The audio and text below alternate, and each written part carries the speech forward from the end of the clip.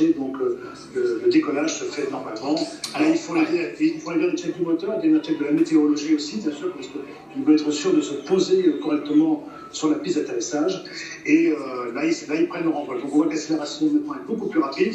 Donc là, c'est le vrai décollage de l'avion porteur. Et ça va durer environ 1 minute 30 avant qu'il soit en l'air. Ensuite, l'avion porteur va rentrer le train d'atterrissage pour diminuer la traînée, mettre l'avion en configuration vol montée, régler le moteur pour monter, avec la vitesse optimale de montée pour arriver le plus rapidement possible à 15 000 mètres. C'est-à-dire, à quelle vitesse on est là et à quelle vitesse on sera au moment du décollage? Alors, un avion comme ça, je ne connais pas par cœur, bien sûr, mais ça décolle un petit peu comme les Airbus, hein, donc on décolle dans les 120, 130 000. Et une fois qu'on a décollé, on voit la rotation se fait avec une vitesse normale, une pente normale. Dès qu'il va être rentré, dès qu'il va être en l'air, maintenant, le train d'atterrissage rentre. Donc tout est fait à ce niveau-là de façon optimale. Et là, il va faire un virage pour reprendre son axe, pour rejoindre la zone préférentielle de largage du BSS. Michel Tonini, on a entendu aussi les cris de la foule qui ont salué ce décollage donc pour le Virgin Galactic. Vous avez la fameuse ligne de Kármán qui nous indique que l'on est véritablement dans l'espace, c'est la ligne officielle, c'est communément admis 100 km. Le physicien Kármán, qui avait le premier donné son nom à cette ligne, parlait de 82-83 km. De large, mais effectivement on est quand même plus sur de l'aéronautique que du spatial. Ça reste un avion. Voilà, et le vaisseau a pas spécialement les capacités d'une navette spatiale avec une capacité de se diriger dans le vide. Alors là on est quand même pas très loin du largage, hein. On est quasiment à l'altitude de largage, quasiment 50 000 pieds, et on n'est plus qu'à 3 minutes à peu près du largage, donc à la moitié de la vitesse du son, et c'est vraiment le moteur fusée qui va permettre de prendre de l'altitude et surtout de la vitesse pour faire cette parabole. Nous sommes à 2 ou 3 secondes. Voilà. Et ça y est.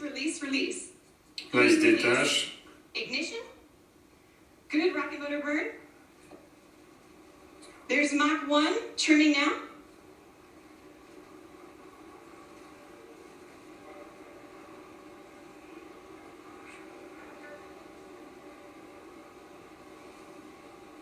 Trim complete. Unity is pointed directly up and heading to space. Things are looking great. We are 25 seconds into the burn now, approaching Mach 2. 30 seconds, Mach 2. Everything's looking really good. 17h25, tout se passe bien. Direction l'espace pour Richard Branson et son équipage. Et là, l'image parle d'elle-même. On est plus dans le sentiment de cette conquête spatiale. On a le sentiment de voir une fusée qui part, même si elle ne s'arrache pas du sol, mais qui s'arrache dans l'avion porteur. Mais non, mais c'est une navette spatiale. Ce n'est pas un véritable vaisseau spatial, puisqu'elle ne va pas finalement aller très longtemps dans l'espace. Elle va atteindre cette fameuse ligne de Kármán au-delà de 83 km. Mais effectivement, ce réacteur est très impressionnant. C'est une image absolument fabuleuse où on voit effectivement Richard Branson qui atteint son rêve, c'est-à-dire que dans quelques minutes à peine, il va effectivement entrer en apesanteur.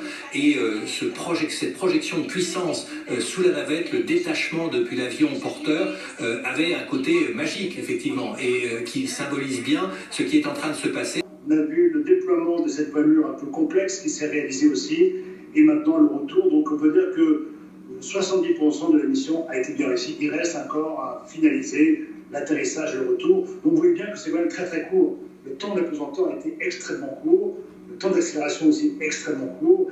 Et donc ça nous laisse comprendre quand même que cette atmosphère qui nous protège, qui est notre scaphandre à nous, c'est vraiment très très court, ce n'est que 100 km. Et c'est une façon aussi de rappeler qu'il faut protéger notre environnement, si je traduis votre message. La dernière phase, le retour sur Terre, est-ce que c'est dangereux, est-ce que c'est risqué, et si oui, pourquoi? Alors non, là c'est moins dangereux. Il y a toujours un risque, bien sûr, c'est un avion et il peut avoir un problème de technique hydraulique ou autre qui peut se produire à dernier moment. Et pour l'instant, tout se passe bien. La phase de descente est quand même beaucoup plus sereine, beaucoup plus facile. C'est un avion qui plane assez bien. Cette manœuvre de retour a été répétée pendant des dizaines de fois. J'ai un ami, Rick Storko, qui est pilote de cet avion, qui était avec moi à la NASA, qui était astronaute à la NASA avec moi de la classe de 95. Et donc, je veux dire que tout a été fait avec le plus grand sérieux. nécessaires pour mener cette mission à bien. Dans un système de mise en place, de routine, entre guillemets. Attention, on ne parle jamais de vraie routine dans le spatial, hein, c'est toujours quelque chose de particulier. Et on va petit à petit rentrer dans une accélération de ces vols. Richard Branson parle de 400 vols par an. Il n'y aura pas que des vols avec des touristes. Il ne faut pas l'oublier, il y aura des vols scientifiques aussi. Il va y avoir des expériences qui seront faites à bord de ces vols. Comme pour Blue Origin, ce n'est pas que du pur tourisme. Il y a aussi du travail qui va être fait avec des laboratoires, avec des scientifiques, etc.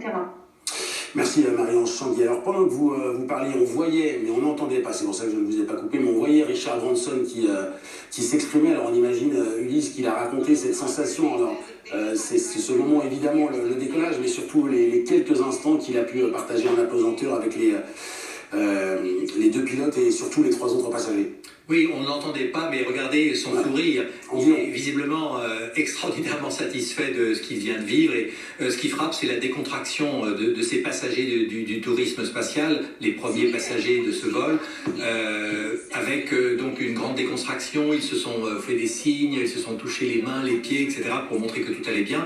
On n'a pas entendu, mais on peut évidemment imaginer qu'il exprime sa satisfaction d'avoir réussi. Pour cette expérience sans être juste les employés de la société.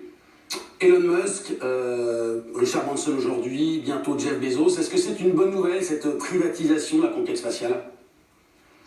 Je pense que c'est une bonne nouvelle parce que les entrepreneurs privés sont prêts à prendre le risque sur leurs fonds, sur leur propre argent, afin de rendre service au gouvernement. Parce qu'il ne faut pas se leurrer, les premiers clients des vols orbitaux, en tout cas comme ceux d'Elon Musk, sont les agences spatiales.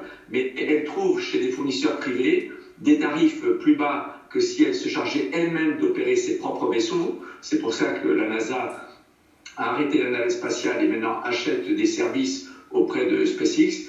Et pour les vols suborbitaux, je ne doute pas que des chercheurs, des gouvernements vont acheter certains de ces vols pour la recherche en apesanteur.